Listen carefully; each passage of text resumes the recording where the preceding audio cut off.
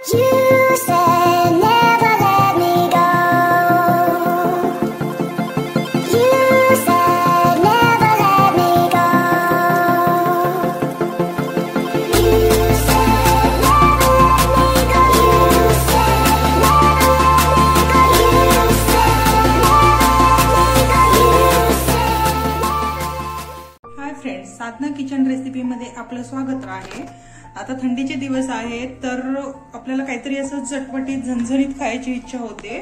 तर मी आज गावरान पद्धतीने हिरवी मिरचीचा ठेचा बनवणार आहे।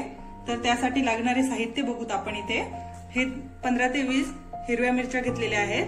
ह्या मी तिखट असलेल्याच घेतलेल्या आहेत। हे लसणाच्या पाकळ्या, थोडेसे शेंगदाणे, कांद्याची पात, एक बारीक चिरलेला टोमॅटो आणि कोथिंबीर। तर आता मी इथे कढईमध्ये थोडंसं तेल टाकलेलं आहे। तर आपण आता ह्या मिरच्या भाजून घेणार आहोत।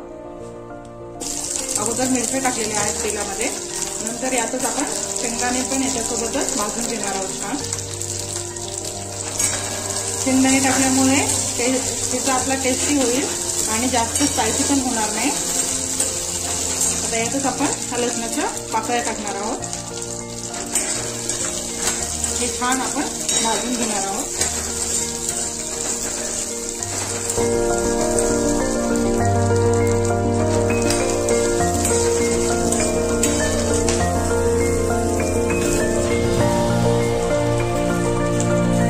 पाहू शकता आपल्या मिरच्या, शेंगदाणे आणि लसूण छान भाजला गेलेला आहे। आता आपण गॅस बंद करून घेऊया आणि थोडं 5 मिनिटांनंतर थंड झाल्यानंतर त्याला आपण मिक्सरमधून काढून घेऊया। आता हे थंड झालेलं आहे, तर आपण हे आता मिक्सरच्या भांड्यामध्ये काढून घेऊया।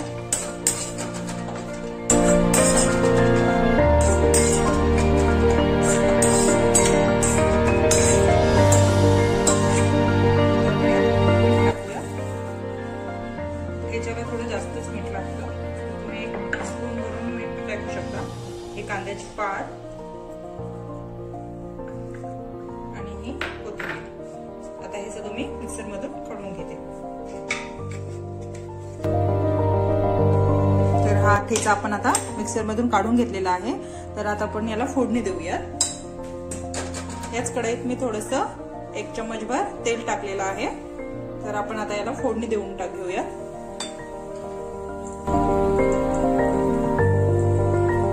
आता हे तेल तापलं ना, आपण यात भरपूर जिरे घालणार आहोत। जिऱ्यामुळे ठेच्याला छान टेस्ट येते आणि आपण आंबूसपणा येण्यासाठी हा एक बारीक चिरून घेतलेला टोमॅटो टाकणार आहोत।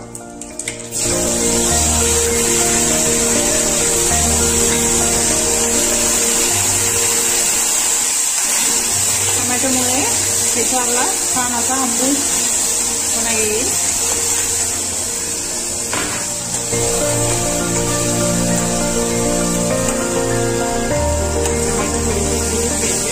बारीक मऊ पडेपर्यंत।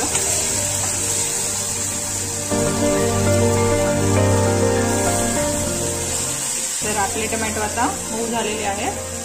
तर आता आपण हा बारीक करून घेतलेला ठेचा यात ऍड करूया।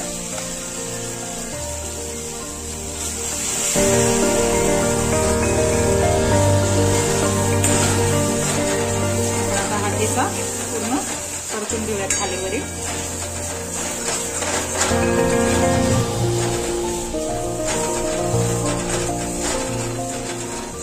तर आपला आता ठेचा रेडी झालेला आहे।